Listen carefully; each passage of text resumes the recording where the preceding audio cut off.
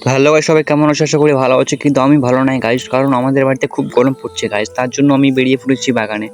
তো চলো। তো গাইস, তোমরা দেখতে পাচ্ছ আমি রাস্তা ধরে নিয়েছি, চলো সবাই।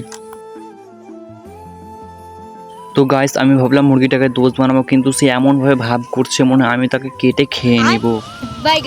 তো চলো গাইস, আমরা যেখানে যাচ্ছি সেখানে আগে চলো, তারপরে অনেক কথা বলবো।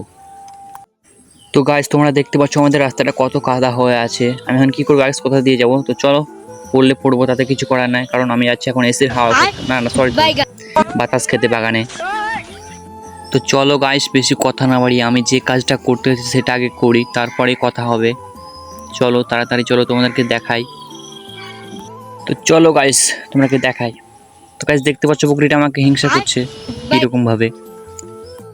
তো দেখতে পাচ্ছ গাইস আমাদের প্রধানমন্ত্রীকে, গরুর ওপর বসে আছে, এত ওর ক্ষমতা।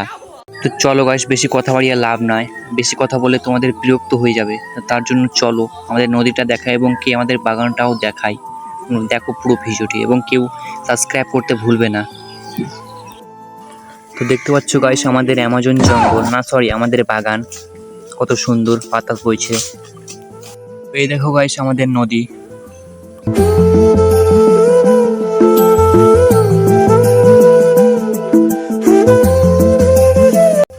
তো গাইস, আমার স্ত্রীর হাওয়া খেয়ে খেয়ে ঠান্ডা লেগে গেল, চলেও বাড়ি। ইসালা কিসে হাবি বনে রে। আর আরেকটা কথা, কেউ সাবস্ক্রাইব করতে ভুলবে না, তো সাবস্ক্রাইব করে দিবে।